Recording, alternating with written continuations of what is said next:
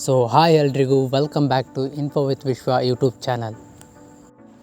So ಭಾಳಷ್ಟು ಜನ KCET result date ಬಗ್ಗೆ ಮತ್ತು KCET ಕೌನ್ಸಿಲಿಂಗ್ ಪ್ರೊಸೆಸ್ ಬಗ್ಗೆ ತುಂಬ ಜನ ಡೌಟ್ಗಳನ್ನು ಕೇಳ್ತಾಯಿದ್ರು. ಸೊ ನಿಮ್ಮ ಡೌಟ್ಗಳನ್ನು ಕ್ಲಿಯರ್ ಮಾಡೋದಕ್ಕೆ ನಾನು ಈ ವಿಡಿಯೋನ ಮಾಡ್ತಾಯಿದ್ದೀನಿ.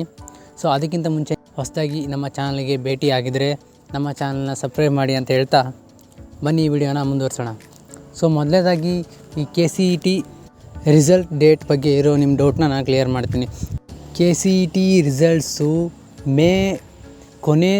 ಮೇ ತಿಂಗಳ ಕೊನೆ ವಾರದಲ್ಲಿ ಬರೋ ಸಾಧ್ಯತೆ ತುಂಬ ಇದೆ. ಸೊ ಹಾಗಾಗಿ ಅಲ್ಲಿವರೆಗೂ ನೀವು ಟೆನ್ಷನ್ ಮಾಡ್ಕೊಳೋದು ಬೇಡ. ಮೇ ತಿಂಗಳ ಕೊನೆ ವಾರದಲ್ಲಿ KCET ರಿಸಲ್ಟ್ಸ್ ಬರುವ ಚಾನ್ಸಸ್ ತುಂಬ ಇದೆ. ಆಮೇಲೆ ಈ ಕೌನ್ಸಿಲಿಂಗ್ ಪ್ರೊಸೆಸ್ ಯಾವಾಗ ಸ್ಟಾರ್ಟ್ ಆಗುತ್ತಪ್ಪ ಅಂತ ಅನ್ನೋದಾದರೆ, ಮೊದಲೆಲ್ಲ ಏನಾಗ್ತಿತ್ತಪ್ಪ ಅಂದರೆ KCET ರಿಸಲ್ಟ್ಸ್ ಬಂದ ಮೇಲೆ ಡಾಕ್ಯುಮೆಂಟ್ ವೆರಿಫಿಕೇಷನ್ ಪ್ರೊಸೆಸ್ ಆಗ್ತಿತ್ತು. ಆದರೆ ಈಗ ಈ ವರ್ಷ ಏನಾಗಿದೆಯಪ್ಪ ಅಂದರೆ, ಡಾಕ್ಯುಮೆಂಟ್ ವೆರಿಫಿಕೇಷನ್ ಪ್ರೊಸೆಸ್ಸು ನೀವು ಅಪ್ಲಿಕೇಶನ್ ಹಾಕಬೇಕಾದ್ರೇ ನಿಮ್ಮ ಡಾಕ್ಯುಮೆಂಟ್ ವೆರಿಫಿಕೇಷನ್ ಮುಗಿದಿರುತ್ತೆ.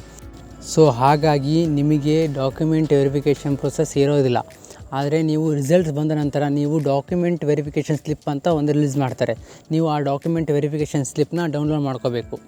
ಸೊ ಅದನ್ನ ಡೌನ್ಲೋಡ್ ಮಾಡ್ಕೊಂಡು ಆದ ನಂತರ ನಿಮ್ಮ ಕೌನ್ಸಿಲಿಂಗ್ ಪ್ರೊಸೆಸ್ ಸ್ಟಾರ್ಟ್ ಆಗುತ್ತೆ. ಸೊ ಪ್ರಾಬಬಲಿ ಜೂನಲ್ಲಿ ನಿಮ್ಮ ಕೌನ್ಸಿಲಿಂಗ್ ಪ್ರೊಸೆಸ್ ಸ್ಟಾರ್ಟ್ ಆಗೋ ಚಾನ್ಸಸ್ ಇರುತ್ತೆ. ಸೊ ಹಾಗಾಗಿ ಕೌನ್ಸಿಲಿಂಗ್ ಪ್ರೊಸೆಸ್ಗೆ ಬೇಕಾಗಿರ್ತಕ್ಕಂಥ ಎಲ್ಲ ಡಾಕ್ಯುಮೆಂಟ್ಸ್ಗಳನ್ನು ಈಗಲೇ ರೆಡಿ ಮಾಡ್ಕೊಳ್ಳಿ.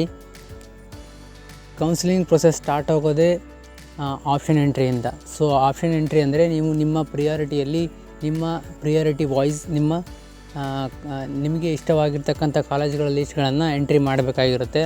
ಸೊ ಆಪ್ಷನ್ ಎಂಟ್ರಿಯಿಂದ ನಿಮ್ಮ ಕೌನ್ಸಿಲಿಂಗ್ ಪ್ರೊಸೆಸ್ ಸ್ಟಾರ್ಟ್ ಆಗುತ್ತೆ. ಸೊ ಇದು ಜೂನಲ್ಲಿ ಸ್ಟಾರ್ಟ್ ಆಗುವಂಥ ಚಾನ್ಸಸ್ ತುಂಬ ಇದೆ. ನಿಮಗೆ ಕೌನ್ಸಿಲಿಂಗ್ ಪ್ರೊಸೆಸ್ ಬಗ್ಗೆ ಏನೇ ಡೌಟ್ ಇದ್ದರೂ ನಮ್ಮ ಕಮೆಂಟ್ ಸೆಕ್ಷನಲ್ಲಿ ಕಮೆಂಟ್ ಮಾಡಿ. ಇನ್ನು ಮುಂದಿನ ದಿನಗಳಲ್ಲಿ ನಾನು ನಿಮಗೆ ಈ ಕೌನ್ಸಿಲಿಂಗ್ ಪ್ರೊಸೆಸ್ಗಳ ಬಗ್ಗೆ ವಿಡಿಯೋ ಮಾಡಿ ತಿಳಿಸೋದಕ್ಕೆ ಪ್ರಯತ್ನ ಪಡ್ತೀನಿ. ಸೊ ಈ ವಿಡಿಯೋ ನಿಮ್ಗೆ ಇಷ್ಟ ಆಗಿದರೆ ಲೈಕ್ ಮಾಡಿ, ಶೇರ್ ಮಾಡಿ, ಸಬ್ಸ್ಕ್ರೈಬ್ ಮಾಡಿ ಅಂತ ಹೇಳ್ತಾ ಈ ವಿಡಿಯೋನ ಇಲ್ಲಿಗೆ ಮುಗಿಸ್ತಾ ಇದ್ದೀನಿ. Thank you so much.